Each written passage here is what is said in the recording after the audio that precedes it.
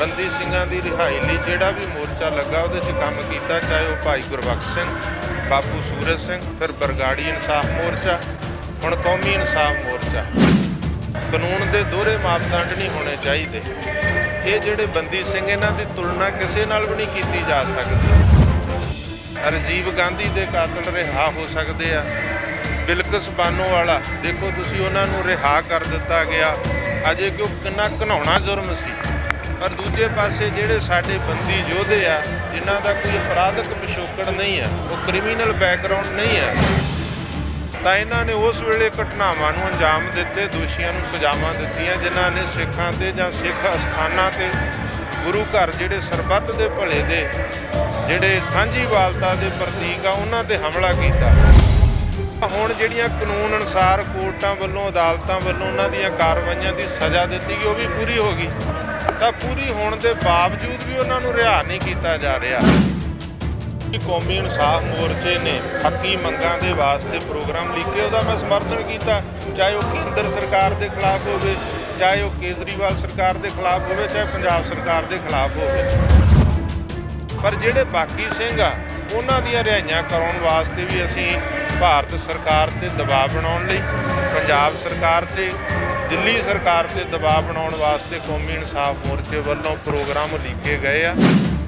ਇਹ ਜੂਨ, ਜੁਲਾਈ, ਅਗਸਤ ਦੇ ਪ੍ਰੋਗਰਾਮ ਜਿਹੜੇ ਉਹ ਲਿਖੇ ਗਏ ਆ, ਜਿਨ੍ਹਾਂ ਦਾ ਮੈਂ ਸਮਰਥਨ ਕਰਦਾ ਔਰ ਅਪੀਲ ਕਰਦਾ ਕਿ ਆਪਣੀਆਂ ਹੱਕੀ ਮੰਗਾਂ ਨੂੰ ਮਨਾਉਣ ਵਾਸਤੇ ਅੱਜ ਜਿਵੇਂ ਸੰਤ ਸਮਾਜ, ਪੰਥਕ ਜਥੇਬੰਦੀਆਂ, ਕਿਸਾਨ ਜਥੇਬੰਦੀਆਂ ਇਕੱਤਰ ਹੋਈਆਂ ਨੇ, ਮੋਢੇ ਨਾਲ ਮੋਢਾ ਜੋੜ ਕੇ ਅਸੀਂ ਇਹ ਜਿਹੜਾ ਸੰਘਰਸ਼ ਕਰਾਂਗੇ। ਸ਼ਹੀਦਾਂ ਦੀ ਧਰਤੀ ਫਤਿਹਗੜ੍ਹ ਸਾਹਿਬ ਵਿਖੇ ਰੱਖੀ ਗਈ ਸੀਗੀ ਕੌਮੀ ਇਨਸਾਫ ਮੋਰਚੇ ਦੀ ਸੰਚਾਲਕ ਕਮੇਟੀ ਦੇ ਵੱਲੋਂ, ਤਾਂ ਉਹਨਾਂ ਦਾ ਹੁਕਮ ਸੀਗਾ। ਜਦੋਂ ਮੈਨੂੰ ਇਹਦਾ ਹੁਕਮ ਆਇਆ ਮੈਂ ਆਪਣਾ ਫਰਜ਼ ਸਮਝਦਾ ਹੋਇਆ, ਕਿਉਂਕਿ ਪਿਛਲੇ ਲੰਬੇ ਸਮੇਂ ਤੋਂ ਅਸੀਂ ਬੰਦੀ ਸਿੰਘਾਂ ਦੀ ਰਿਹਾਈ ਲਈ ਜਿਹੜਾ ਵੀ ਮੋਰਚਾ ਲੱਗਾ ਉਹਦੇ 'ਚ ਕੰਮ ਕੀਤਾ, ਚਾਹੇ ਉਹ ਭਾਈ ਗੁਰਬਖਸ਼ ਸਿੰਘ, ਬਾਪੂ ਸੂਰਜ ਸਿੰਘ, ਫਿਰ ਬਰਗਾੜੀ ਇਨਸਾਫ ਮੋਰਚਾ, ਹੁਣ ਕੌਮੀ ਇਨਸਾਫ ਮੋਰਚਾ। ਦੇਖੋ ਅਸੀਂ ਜਿਸ ਦੇਸ਼ ਵਿੱਚ ਰਹਿੰਦੇ ਉਹਦਾ ਕੋਈ ਕਾਇਦਾ ਕਾਨੂੰਨ ਆ, ਅਤੇ ਕਾਇਦਾ ਕਾਨੂੰਨ ਸਭ ਲਈ ਬਰਾਬਰ, ਕਾਨੂੰਨ ਦੇ ਦੋਹਰੇ ਮਾਪਦੰਡ ਨਹੀਂ ਹੋਣੇ ਚਾਹੀਦੇ।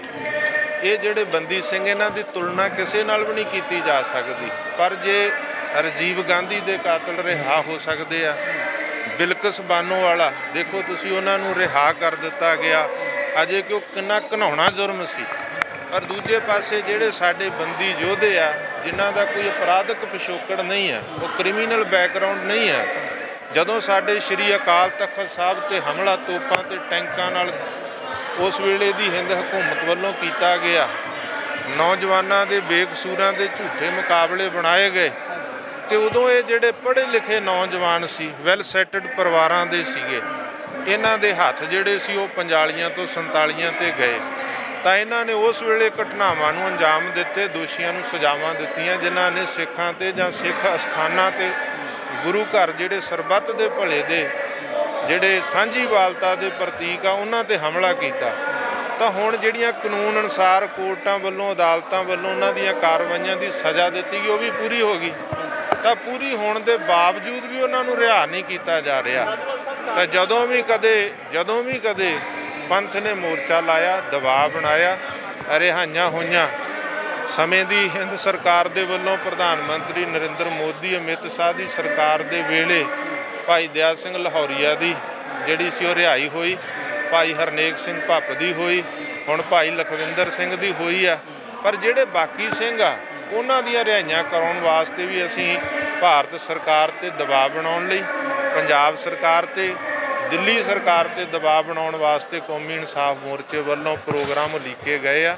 ਚਾਹੇ ਉਹ ਤਰੀਕਾਂ ਦਾ ਥੋੜ੍ਹਾ ਹੇਰ ਫੇਰ ਆ, ਉਹ ਅਗਾਂਹ ਪਿਛਾਂਹ ਹੋ ਸਕਦੀਆਂ ਨੇ, ਕਿ ਜਿਸ ਤਰ੍ਹਾਂ ਪੰਜਾਬ ਦੇ ਜ਼ਿਲ੍ਹਾ ਹੈੱਡਕੁਆਟਰਾਂ 'ਤੇ ਮੰਗ ਪੱਤਰ ਦੇਣੇ ਪ੍ਰਧਾਨ ਮੰਤਰੀ, ਹੋਮ ਮਿਨਿਸਟਰ, ਗਵਰਨਰ, ਮੁੱਖ ਮੰਤਰੀ ਦੇ ਨਾਂ 'ਤੇ, ਔਰ ਇਸੇ ਤਰ੍ਹਾਂ 15 ਅਗਸਤ ਨੂੰ, ਔਰ ਇਸੇ ਤਰ੍ਹਾਂ ਦਿੱਲੀ ਦੇ ਵਿੱਚ ਜਾ ਕੇ ਜਿਹੜਾ ਹੈ ਇਹ ਜੂਨ, ਜੁਲਾਈ, ਅਗਸਤ ਦੇ ਪ੍ਰੋਗਰਾਮ ਜਿਹੜੇ ਉਹ ਲਿਖੇ ਗਏ ਆ, ਜਿਨ੍ਹਾਂ ਦਾ ਮੈਂ ਸਮਰਥਨ ਕਰਦਾ ਔਰ ਅਪੀਲ ਕਰਦਾ ਕਿ ਆਪਣੀਆਂ ਹੱਕੀ ਮੰਗਾਂ ਨੂੰ ਮਨਾਉਣ ਵਾਸਤੇ ਅੱਜ ਜਿਵੇਂ ਸੰਤ ਸਮਾਜ, ਪੰਥਕ ਜਥੇਬੰਦੀਆਂ, ਕਿਸਾਨ ਜਥੇਬੰਦੀਆਂ ਇਕੱਤਰ ਹੋਈਆਂ ਨੇ, ਮੋਢੇ ਨਾਲ ਮੋਢਾ ਜੋੜ ਕੇ ਅਸੀਂ ਇਹ ਜਿਹੜਾ ਸੰਘਰਸ਼ ਕਰਾਂਗੇ।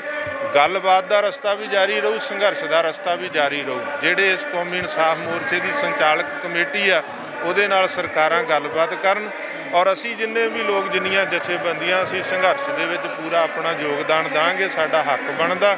ਤੇ ਮੈਂ ਕਹਿਣਾ ਚਾਹੁੰਦਾ ਪੰਜਾਬ ਸਰਕਾਰ ਨੂੰ, ਦਿੱਲੀ ਸਰਕਾਰ ਨੂੰ ਤੇ ਕੇਂਦਰ ਸਰਕਾਰ ਨੂੰ ਕਿ ਜਿਹੜੀਆਂ ਸਾਡੀਆਂ ਹੱਕੀ ਮੰਗਾਂ ਨੇ ਉਹ ਬੰਦੀ ਸਿੰਘਾਂ ਨੂੰ ਰਿਹਾ ਕੀਤਾ ਜਾਵੇ, ਔਰ ਜੋ ਥਾਂ ਥਾਂ ਬੇਅਦਬੀਆਂ ਹੋ ਰਹੀਆਂ, ਬੇਅਦਬੀ ਦੇ ਦੋਸ਼ੀਆਂ ਦੇ ਉੱਪਰ ਜਿਹੜੀਆਂ ਨੇ ਧਾਰਾਵਾਂ ਸਖਤ ਲਾਈਆਂ ਜਾਣ। UAPA ਉਹਨਾਂ 'ਤੇ ਕਿਉਂ ਨਹੀਂ, NSA ਵਰਗੀਆਂ ਧਾਰਾਵਾਂ ਜਿਹੜੀਆਂ ਉਹਨਾਂ 'ਤੇ ਕਿਉਂ ਨਹੀਂ ਲਾਈਆਂ ਜਾਂਦੀਆਂ? ਚਾਹੇ ਉਹ 295A ਦੀ ਧਾਰਾ ਆ, 295A ਦੀ ਧਾਰਾ 'ਚ ਸਜ਼ਾ ਜਿਹੜੀ ਸਖਤ ਕੀਤੀ ਜਾਵੇ, ਕਿਉਂਕਿ ਅੱਜ ਬੇਅਦਬੀ ਕਰਦਾ, ਤੀਜੇ ਦਿਨ ਜ਼ਮਾਨਤ 'ਤੇ ਆ ਜਾਂਦਾ, ਚੌਥੇ ਦਿਨ ਉਹਨੂੰ ਸਿਕਿਉਰਿਟੀ ਮਿਲ ਜਾਂਦੀ ਆ, ਤੇ ਉਹ ਤਾਂ ਬੇਅਦਬੀ ਕਰਕੇ ਉਹਨੂੰ ਕੋਈ ਅਹਿਸਾਸ ਹੀ ਨਹੀਂ ਹੁੰਦਾ ਕਿ ਉਹਨੇ ਕੋਈ ਗਲਤੀ ਕੀਤੀ ਆ। ਫਿਰ ਕਈ ਵਾਰ ਸਿੱਖ ਯੋਧਿਆਂ ਨੂੰ ਖੁਦ ਇਨਸਾਫ ਕਰਨਾ ਪੈਂਦਾ।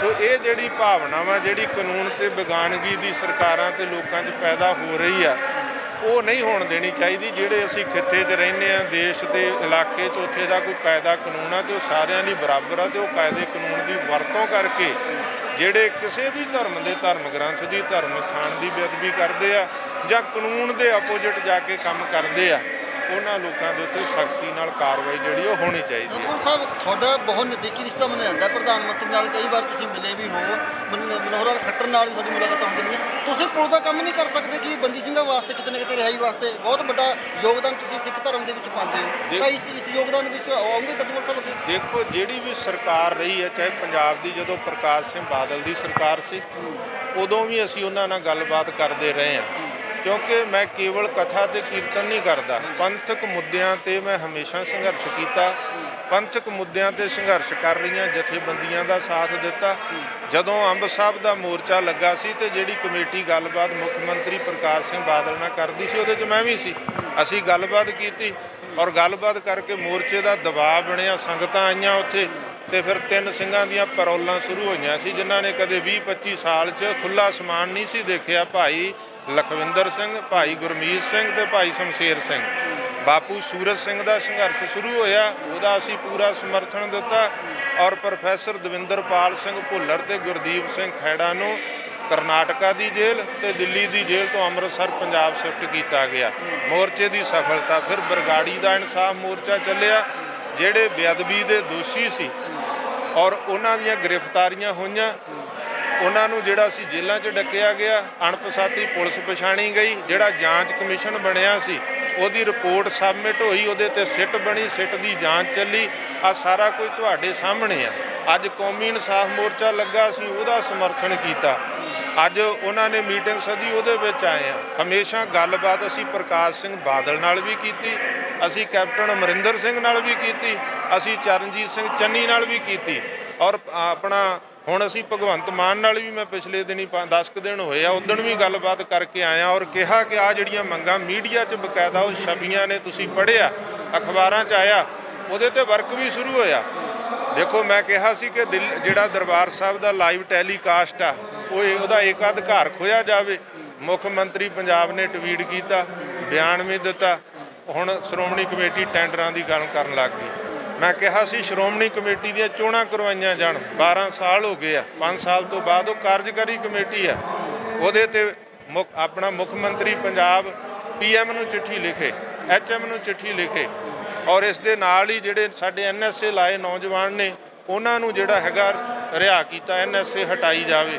ਫਿਰ ਮੈਂ ਉਹਨਾਂ ਨਾਲ ਗੱਲਬਾਤ ਕੀਤੀ ਸੀ ਕਿ ਜਿਹੜੇ ਸਖਤ ਕਾਨੂੰਨ ਬੇਅਦਬੀ ਦੇ ਦੋਸ਼ੀਆਂ 'ਤੇ ਲਾਏ ਜਾਣ। ਸੋ ਉਹਨਾਂ ਸਾਰਿਆਂ ਤੋਂ ਵਰਕ ਕਰ ਰਹੇ। ਸੋ ਮੈਂ ਗੱਲਬਾਤ ਹਰੇਕ ਨਾਲ ਕਰਦਾ ਰਿਹਾ, ਚਾਹੇ ਕਿਸਾਨ ਅੰਦੋਲਨ ਵੇਲੇ ਸੀ, ਮੁੱਖ ਮੰਤਰੀ ਮਨੋਹਰ ਲਾਲ ਖੱਟੜ ਕੋਲੇ ਬਕਾਇਦਾ ਹਰਿਆਣਾ ਕਮੇਟੀ ਦੀ ਐਗਜ਼ੈਕਟਿਵ 'ਚ ਮਤਾ ਪਾਸ ਕਰਕੇ ਤੇ ਅਸੀਂ ਮੁੱਖ ਮੰਤਰੀ ਹਰਿਆਣਾ ਨੂੰ ਜਾ ਕੇ ਕਿਹਾ ਸੀ ਕਿ ਤੁਸੀਂ ਉਸ ਪਾਰਟੀ ਦੇ ਮੁੱਖ ਮੰਤਰੀ ਹੋ ਜਿਨ੍ਹਾਂ ਦਾ ਦਿੱਲੀ 'ਚ ਰਾਜ ਆ, ਤੁਸੀਂ ਜਾ ਕੇ ਕਿਸਾਨਾਂ ਦੇ ਵਿੱਚ ਤੇ ਸਰਕਾਰ ਦੇ ਵਿੱਚ ਪੁਲ ਦਾ ਕੰਮ ਕਰੋ। ਤਾਂ ਉਹਨਾਂ ਨੇ ਗੱਲਬਾਤ, ਕਿਉਂਕਿ ਬੈਕਡੋਰ ਬਹੁਤ ਗੱਲਬਾਤ ਹੋਈ ਹੋਮ ਮਿਨਿਸਟਰ ਦੇ ਨਾਲ, ਚੀਫ ਮਿਨਿਸਟਰਾਂ ਦੀ, ਦੂਜੇ ਆਗੂਆਂ ਦੀ, ਫਿਰ ਜਾ ਕੇ ਖੇਤੀ ਕਾਨੂੰਨ, ਇੱਕ ਪਾਸੇ ਸੰਘਰਸ਼ ਕਿ ਦਿੱਲੀ ਦੀਆਂ ਬਰੂਹਾਂ ਤੇ ਸਾਰਾ ਭਾਰਤ ਬੈਠਾ ਸੀਗਾ ਤਾਂ ਪੰਜਾਬ ਲੀਡ ਕਰ ਰਿਹਾ ਸੀ, ਤਾਂ ਫਿਰ ਜਾ ਕੇ ਪ੍ਰਧਾਨ ਮੰਤਰੀ ਨੇ ਤਿੰਨੇ ਖੇਤੀ ਕਾਨੂੰਨ ਜਿਹੜੇ ਸੀ ਵਾਪਸ ਕਰ ਲਏ ਸੀ। ਸੋ ਕਹਿਣ ਤੋਂ ਭਾਵ ਅਸੀਂ ਪਹਿਲਾਂ ਵੀ ਗੱਲਬਾਤ ਕੀਤੀ ਆ, ਹੁਣ ਵੀ ਗੱਲਬਾਤ ਕਰ ਰਹੇ ਆ। ਜੇ ਕੌਮੀ ਇਨਸਾਫ ਮੋਰਚਾ ਸਾਨੂੰ ਹੁਕਮ ਲਾਊਗਾ ਅਸੀਂ ਗੱਲਬਾਤ ਕਰਾਂਗੇ। ਵੈਸੇ ਕੌਮੀ ਇਨਸਾਫ ਮੋਰਚੇ ਦੀ ਸੰਚਾਲਕ ਕਮੇਟੀ ਆ, ਉਹਦੇ ਨਾਲ ਸਰਕਾਰ ਨੂੰ ਰਾਬਤਾ ਕਰਨਾ ਚਾਹੀਦਾ। ਇੰਡੀਵਿਜੂਅਲ ਤੌਰ 'ਤੇ ਮੈਨੂੰ ਜਦੋਂ ਵੀ ਮੌਕਾ ਮਿਲਿਆ ਚਾਹੇ ਉਹ ਪ੍ਰਧਾਨ ਮੰਤਰੀ ਹੋਵੇ, ਚਾਹੇ ਉਹ ਗ੍ਰਹਿ ਮੰਤਰੀ ਹੋਵੇ, ਚਾਹੇ ਕਿਸੇ ਸਟੇਟ ਦਾ ਮੁੱਖ ਮੰਤਰੀ ਹੋਵੇ, ਚਾਹੇ ਉਹ ਕੋਈ ਹੋਰ ਅਹੁਦੇਦਾਰ ਹੋਵੇ, ਮੈਂ ਆਪਣੇ ਪੰਥ ਤੇ ਪੰਜਾਬ ਦੀਆਂ ਮੰਗਾਂ ਵਾਸਤੇ ਹਮੇਸ਼ਾ ਹੀ ਇਹ ਵੀ ਦੱਸ ਆਪਣਾ ਦਿਓ, ਪੱਖ ਰੱਖਿਆ। ਜਿਸ ਤਰੀਕੇ ਨਾਲ ਪ੍ਰੋਗਰਾਮ ਲਿਖੇ ਗਏ ਨੇ ਕਿ ਇੱਕ ਤਾਂ ਅਰਵਿੰਦ ਕੇਜਰੀਵਾਲ ਦਾ ਘਰ ਘੇਰਨ ਵਾਸਤੇ ਗੱਲ ਆਖੀ ਹੈ, ਕੇਂਦਰ ਸਰਕਾਰ ਦੇ ਖਿਲਾਫ ਵੀ ਕਈ ਕੰਮ ਕਹੇ ਨੇ ਕਿ ਉਹਨਾਂ ਦੇ ਖਿਲਾਫ ਪ੍ਰਦਰਸ਼ਨ ਕਰਨਾ ਹੈ, ਤਾਂ ਫਿਰ ਦਾਦੂਵਾਲ ਸਾਹਿਬ ਦੋਨਾਂ ਦੇ ਖਿਲਾਫ ਜਾਏਗਾ। ਦੇਖੋ ਜੋ ਵੀ ਕੌਮੀ ਇਨਸਾਫ ਮੋਰਚੇ ਨੇ ਹੱਕੀ ਮੰਗਾਂ ਦੇ ਵਾਸਤੇ ਪ੍ਰੋਗਰਾਮ ਲਿਖੇ, ਉਹਦਾ ਮੈਂ ਸਮਰਥਨ ਕੀਤਾ, ਚਾਹੇ ਉਹ ਕੇਂਦਰ ਸਰਕਾਰ ਦੇ ਖਿਲਾਫ ਹੋਵੇ, ਚਾਹੇ ਉਹ ਕੇਜਰੀਵਾਲ ਸਰਕਾਰ ਦੇ ਖਿਲਾਫ ਹੋਵੇ, ਚਾਹੇ ਪੰਜਾਬ ਸਰਕਾਰ ਦੇ ਖਿਲਾਫ ਹੋਵੇ। ਜਿੱਥੇ ਊਣ ਤਾਈਆਂ ਨੇ ਜਿਹੜੀਆਂ ਦਬਾਅ ਦੇ ਨਾਲ ਦੱਸੀਆਂ ਜਾ ਸਕਦੀਆਂ, ਉਹ ਦਬਾਅ ਦੇ ਨਾਲ, ਜਿਹੜੀਆਂ ਗੱਲਬਾਤ ਦੇ ਨਾਲ ਦੱਸਾਂਗੇ। ਮੈਂ ਹਮੇਸ਼ਾ ਹੀ ਜਿਹੜੀਆਂ ਇਹ ਮੰਗਾਂ ਨੇ ਇਹਨਾਂ ਦੇ ਨਾਲ ਸੰਘਰਸ਼ 'ਚ ਰਿਹਾ, ਔਰ ਸੰਘਰਸ਼ ਮੈਂ ਆਪਣਾ ਹਰਿਆਣਾ ਕਮੇਟੀ ਦਾ ਪ੍ਰਧਾਨ ਹੁੰਦਿਆਂ ਵੀ ਇਹਨਾਂ ਮੰਗਾਂ ਨੂੰ ਮੁੱਖ ਮੰਤਰੀ ਹਰਿਆਣਾ, ਮੁੱਖ ਮੰਤਰੀ ਪੰਜਾਬ ਤੇ ਕੇਂਦਰ ਸਰਕਾਰ ਦੇ ਅੱਗੇ ਚੱਕਦਾ ਰਿਹਾ, ਅੱਜ ਵੀ ਚੱਕ ਰਿਹਾ, ਕੱਲ੍ਹ ਨੂੰ ਵੀ ਚੱਕਾਂਗਾ। ਇਹਨਾਂ ਮੰਗਾਂ ਦਾ ਜੋ ਪ੍ਰੋਗਰਾਮ ਲਿਖਿਆ ਗਿਆ ਉਹਦਾ ਮੈਂ ਸਮਰਥਨ ਕੀਤਾ ਤੇ ਕਰਦਾ। ਸਵਾਲ ਹੈ ਜੀ, ਇੱਥੇ ਆਗੂਆਂ ਵੱਲੋਂ ਕਿਹਾ ਗਿਆ ਕਿ ਜਿਹੜਾ ਪਿਛਲੇ ਦਿਨ ਵਿਰੋਧ ਹੋਇਆ ਸੀ ਕੌਮੀ ਇਨਸਾਫ ਮੋਰਚੇ ਦੇ ਵਿੱਚ, ਕਿ ਉੱਥੇ ਕੁਝ ਸਰਕਾਰੀ ਬੰਦੇ ਵੜ ਗਏ ਤਾਰ ਕੇ, ਜਿਹੜਾ ਆਗੂਆਂ ਦਾ ਕਹਿੰਦੇ ਵਿਰੋਧ ਹੋਇਆ ਕਿ ਉਸ ਚੀਜ਼ ਵਾਸਤੇ ਅਸੀਂ ਮਾਫ ਚਾਹੁੰਦੇ ਹਾਂ, ਕਿਤੇ ਨਾ ਲੱਗਦਾ ਤੁਹਾਨੂੰ ਕੁਝ ਬੰਦੇ ਬੜੇ ਹੋਏ ਸੀ? ਦੇਖੋ, ਅਸੀਂ ਇਹਦੇ ਬਾਰੇ ਕੁਝ ਨਹੀਂ ਕਹਿੰਦੇ, ਸਾਨੂੰ ਕੌਮੀ ਇਨਸਾਫ ਮੋਰਚੇ ਵੱਲੋਂ ਹੁਕਮ ਆਇਆ, ਅਸੀਂ ਗਏ ਸੀ। ਅੱਜ ਵੀ ਬਾਪੂ ਜੀ ਨੇ ਕਿਹਾ ਵਾ, ਕੁਝ ਦਿਨ ਪਹਿਲਾਂ ਵੀ ਕਿਹਾ ਸੀਗਾ, ਅਸੀਂ ਆਪਣਾ ਫਰਜ਼ ਸਮਝਦੇ ਉੱਥੇ ਗਏ ਸੀ। ਉਹ ਸਰਕਾਰੀ ਸੀ ਜਾਂ ਗੈਰ ਸਰਕਾਰੀ, ਇਹ ਕੌਮੀ ਇਨਸਾਫ ਮੋਰਚੇ ਦੇ ਸੰਚਾਲਕਾਂ ਨੇ ਸਟੇਜ ਤੋਂ ਅਨਾਉਂਸ ਕੀਤਾ। ਜਥੇਦਾਰ ਹਵਾਰਾ ਸਾਹਿਬ ਦਾ ਪੱਤਰ ਪੜ੍ਹਿਆ ਗਿਆ, ਉਹਦੇ ਵਿੱਚ ਜਥੇਦਾਰ ਹਵਾਰਾ ਸਾਹਿਬ ਨੇ, ਉਹ ਸਾਡੇ ਸਤਿਕਾਰਯੋਗ ਨੇ, ਕੌਮੀ ਜਰਨੈਲ ਨੇ, ਕਿੰਨੇ ਸਮੇਂ ਤੋਂ ਜੇਲ੍ਹ 'ਚ ਬੰਦ ਨੇ, ਪਰ ਉਹਨਾਂ ਨੇ ਵੀ ਅੱਜ ਖਿਮਾ ਜਾਚਨਾ ਕੀਤੀ ਹੈ ਕਿ ਕੌਮੀ ਇਨਸਾਫ ਮੋਰਚੇ 'ਚ ਜਿਨ੍ਹਾਂ ਆਗੂਆਂ ਜਾਂ ਜਥੇਬੰਦੀਆਂ ਨਾਲ ਉੱਥੇ ਵਿਤਕਰਾ ਹੋਇਆ ਜਾਂ ਵਿਰੋਧ ਹੋਇਆ, ਮੈਂ ਉਹਨਾਂ ਦੀ ਖਿਮਾ ਮੰਗਦਾ। ਅੱਜ ਜਥੇਦਾਰ ਹਵਾਰਾ ਸਾਹਿਬ ਦਾ ਲਿਖਤੀ ਲੈਟਰ ਜਿਹੜਾ ਪੜ੍ਹਿਆ ਗਿਆ, ਪਰ ਅਸੀਂ ਕਹਿੰਦੇ ਉਹਨਾਂ ਦੀ ਨਿਮਰਤਾ, ਉਹਨਾਂ ਦਾ ਮਾਣ ਸਤਿਕਾਰ ਹੈ। ਇਹ ਕੌਮੀ ਇਨਸਾਫ ਮੋਰਚੇ ਦੇ ਸੰਚਾਲਕਾਂ ਦੇ ਵੱਲੋਂ ਵੀ ਇਸ ਦੀ ਖਿਮਾ ਜਾਚਨਾ ਜਿਹੜੀ ਕੀਤੀ ਗਈ ਆ, ਭਾਵੇਂ ਕਿ ਅਸੀਂ ਨਹੀਂ ਕਿਹਾ, ਨਾ ਅਸੀਂ ਕਦੇ ਪਹਿਲਾਂ ਕਿਹਾ ਨਾ ਅੱਜ ਕਿਹਾ, ਅਸੀਂ ਹਮੇਸ਼ਾ ਕੌਮੀ ਇਨਸਾਫ ਮੋਰਚੇ ਦੀ ਜਿਹੜੀ ਆ ਸਪੋਰਟ ਕੀਤੀ ਆ, ਸਮਰਥਨ ਕੀਤਾ, ਅੱਜ ਵੀ ਕਰ ਰਹੇ ਹਾਂ। ਪਰ ਅੱਜ ਤੁਹਾਡੇ ਸਾਹਮਣੇ ਆ ਕਿ ਬਾਪੂ ਗੁਰਚਰਨ ਸਿੰਘ ਹੋਣਾ ਨੇ ਖੁਦ ਵੀ ਖਿਮਾ ਜਾਚਨਾ ਕੀਤੀ, ਔਰ ਜਥੇਦਾਰ ਹਵਾਰਾ ਸਾਹਿਬ ਦੇ ਲਿਖਤੀ ਪੱਤਰ ਦੇ ਵਿੱਚ ਆ, ਕਿਉਂਕਿ ਉੱਥੇ ਤੁਹਾਨੂੰ ਪਤਾ ਕਿ ਸ਼੍ਰੋਮਣੀ ਕਮੇਟੀ ਦੇ ਪ੍ਰਧਾਨ ਸਰਦਾਰ ਧਾਮੀ ਸਾਹਿਬ ਦੇ ਨਾਲ ਔਰ ਮੇਰੇ ਨਾਲ ਦੋ ਤਿੰਨ ਨੌਜਵਾਨਾਂ ਨੇ ਜਿਹੜਾ ਸੀਗਾ ਸਵਾਲ ਜਵਾਬ ਕਰਨ ਦੀ ਕੋਸ਼ਿਸ਼ ਕੀਤੀ ਸੀ।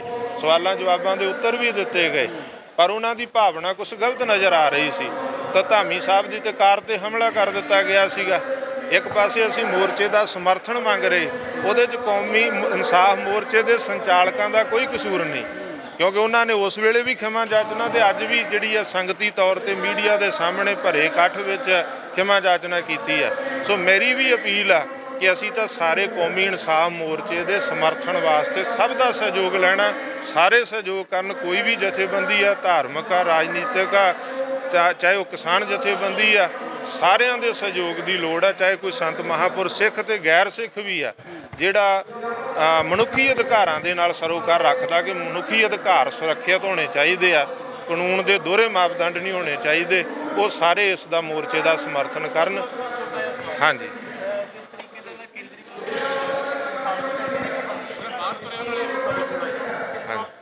ਦੇਖੋ, ਜਿਹੜਾ ਕੇਂਦਰੀ ਮੰਤਰੀ ਦਾ ਬਿਆਨ ਆ, ਇਹ ਤਾਂ ਉਹ ਦੱਸ ਸਕਦੇ ਕਿ ਉਹਨਾਂ ਕੋਲੇ ਪੁੱਜੀ ਜਾਂ ਨਹੀਂ ਪੁੱਜੀ, ਪਰ ਸ਼੍ਰੋਮਣੀ ਗੁਰਦੁਆਰਾ ਪ੍ਰਬੰਧਕ ਕਮੇਟੀ ਵੱਲੋਂ, ਕੌਮੀ ਇਨਸਾਫ ਮੋਰਚੇ ਵੱਲੋਂ, ਬਰਗਾੜੀ ਇਨਸਾਫ ਮੋਰਚੇ ਵੱਲੋਂ 22 ਸਿੰਘਾਂ ਦੀ ਲਿਸਟ ਤਾਂ ਅਸੀਂ ਭੇਜੀ ਸੀ, ਉਹਦੇ ਵਿੱਚੋਂ ਹੁਣ ਕਈ ਜਿਹੜੇ ਉਹ ਰਿਹਾ ਹੋ ਕੇ ਆ ਗਏ ਆ। ਕੇਂਦਰੀ ਮੰਤਰੀ ਇਹ ਕਿਉਂ ਕਹਿ ਰਹੇ ਤਾਂ ਉਹੀ ਦੱਸ ਸਕਦੇ ਆ, ਪਰ ਸਾਡੇ ਵੱਲੋਂ ਮੈਂ ਸਮਝਦਾ ਕਿ ਹੁਣ ਉਸ ਜਿਹੜੀ ਲਿਸਟ ਆ ਉਹਨੂੰ ਸੋਧ ਕੇ ਉਹਦੇ 'ਚੋਂ ਜਿੰਨੇ ਰਿਹਾ ਹੋ ਗਏ ਉਹਨਾਂ ਦਾ ਨਾਂ ਪਾਸੇ ਕਰਕੇ ਬਾਕੀ ਸਿੰਘਾਂ ਦੀ ਲਿਸਟ ਜਿਹੜੀ ਆ ਉਹ ਕੌਮੀ ਇਨਸਾਫ ਮੋਰਚੇ ਨੂੰ ਹੁਣ ਕੇਂਦਰ ਨੂੰ ਦੇਣੀ ਚਾਹੀਦੀ। ਉਹ ਦਿੱਤੀ ਜਾਂ ਨਹੀਂ, ਮੇਰੀ ਉਹਨਾਂ ਨਾਲ ਵਿਚਾਰ ਨਹੀਂ, ਹੋ ਸਕਦਾ ਉਹਨਾਂ ਨੇ ਦਿੱਤੀ ਹੋਵੇ, ਜੇ ਨਹੀਂ ਦਿੱਤੀ ਤਾਂ ਉਹ ਜਿਹੜੀ ਲਿਸਟ ਆ ਉਹ ਦੇਣੀ ਚਾਹੀਦੀ ਆ, ਕਿਉਂਕਿ ਜਿਹੜੀਆਂ ਸਾਡੀਆਂ ਮੰਗਾਂ ਨੇ ਉਹ ਸਰਕਾਰ ਤੱਕ ਪਹੁੰਚਣੀਆਂ ਚਾਹੀਦੀਆਂ ਤੇ ਉਹਨਾਂ ਨੂੰ ਵੀ ਇਹਦੇ ਉੱਤੇ ਜਲਦੀ ਦੇ ਨਾਲ ਮੈਂ ਅਪੀਲ ਕਰਨੀ ਚਾਹੂੰਗਾ। ਪੰਜਾਬ ਸਰਕਾਰ, ਦਿੱਲੀ ਸਰਕਾਰ, ਕੇਂਦਰ ਸਰਕਾਰ, ਇਹ ਸਾਡੀਆਂ ਹੱਕੀ ਮੰਗਾਂ ਨੇ, ਇਹਨਾਂ ਨੂੰ ਤੁਰੰਤ ਪੂਰਾ ਕੀਤਾ ਜਾਵੇ।